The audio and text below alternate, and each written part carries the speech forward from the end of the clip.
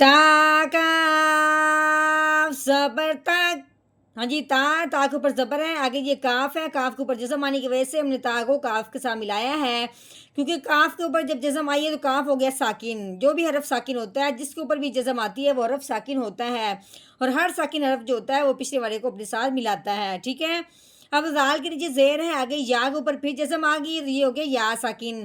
یا ساکن ہے، اس نے بھی پچھلے والے کو اپنے ساتھ ملانا ہے. اب ہم نے زال کو یا کے ساتھ ملانا ہے کیونکہ یا ساکن ہے، لیکن جب بھی یا ساکن ہو اور اس سے پہلے حرف کے نیچے زیر آ جائے وہ پچھلے والا حرف اس کے ساتھ ملتے ہوئے ایک الف کے برابر لمبا بھی کرتے ہیں، اور یہ لمبا ہونے والی بات صرف یا ساکن کے ساتھ خاص ہے. ٹھیک ہے. جب بھی یا ساکن ہو اور اس سے پہلے حرف کے نیچے زیر آ جائے تو اس کو ملاتے ہوئے ہم نے ایک الف کے برابر لمبا کر دینا ہے.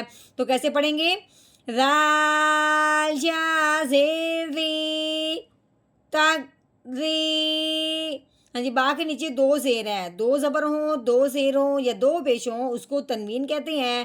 اب ہم نے تنوین پہ پڑھنے کے لیے جب آگے دیکھا ہے تو آگے آ گیا وقف.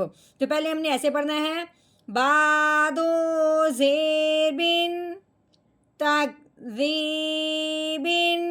وقف کی صورت میں آخر والا جو حرف ہوتا ہے اس کو اس طرح ساکن کر دیتے ہیں، یعنی اس کے اوپر زبر زیر پیش جو کچھ بھی لگا ہو اس کو ہٹا دیتے ہیں. اب ہم نے با کے نیچے دو زیر والی یعنی تنوین لگی ہوئی ہے، اس کو ہم نے ہٹانا ہے، تو پھر با کو ہم نے ساکن کرنا ہے، وقف کی وجہ سے ساکن کرنا ہے.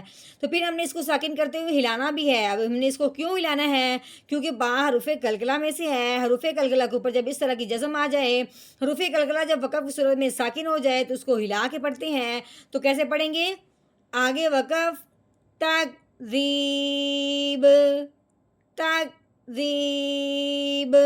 با کو ہم نے کیوں ہلایا ہے؟ حروف قلقلہ ہونے کی وجہ سے.